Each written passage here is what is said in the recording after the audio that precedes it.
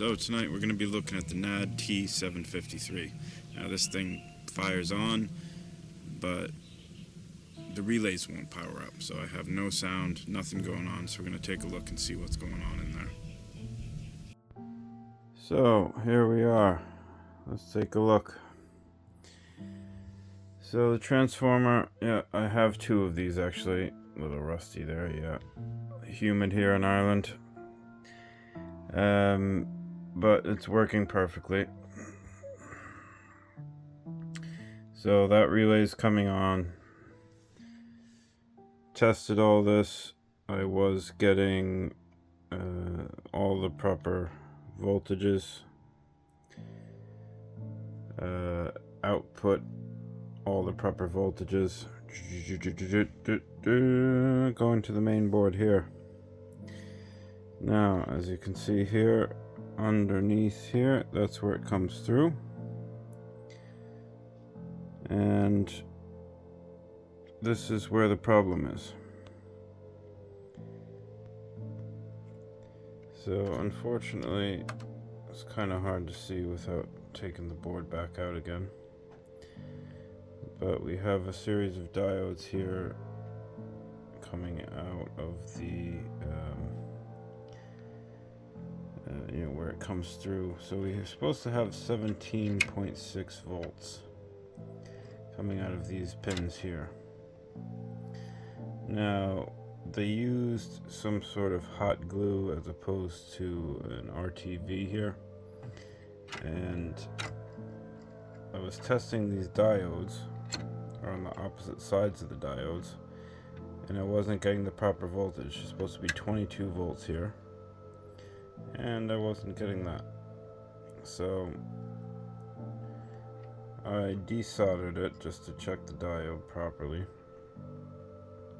Diode was okay.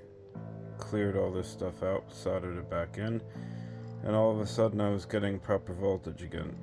So I think this stuff here was causing some sort of a short, or so the diode right next to it, I was getting the proper voltage, but on the other end here I wasn't getting it. So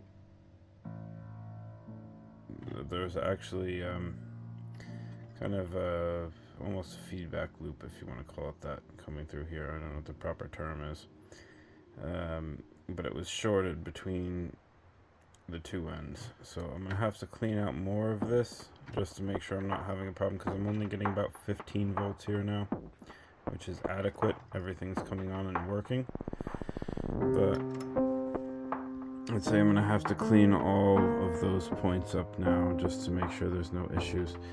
I am getting an intermittent humming problem. I think that has to do with the filter caps, which are underneath this power board here. 12,000 UF 80 volt, very large filter caps.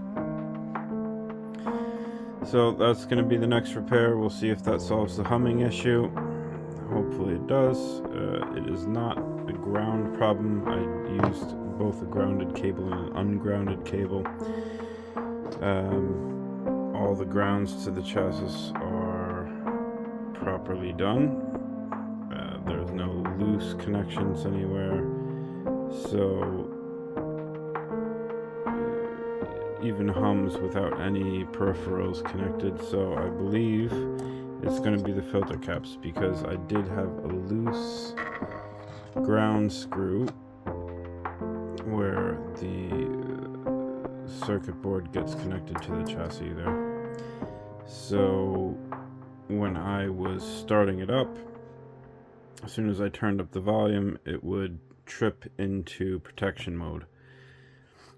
So I believe doing that may have damaged the filter caps, or they were already damaged to begin with. I'm not sure. Either way, those are on the way. They're going to get replaced, and we'll see if we can't sort out the humming issue, and then we will have a fully operational, beautiful sounding NAD T753. Alright, we'll show you some schematics in a second, and we'll sign out. Greetings. Now we are here looking at the diagram layout of the main board. Those cables coming from the power supply reach this board, and they come in this area here. So the area right here is all covered in hot glue or RTV that has deteriorated, hardened over time, and become conductive. So we're looking here to clear away that. I desoldered that diode and cleared away some of that hot glue. So initially the voltage here was correct, but the voltage here was incorrect. See, I am supposed to be getting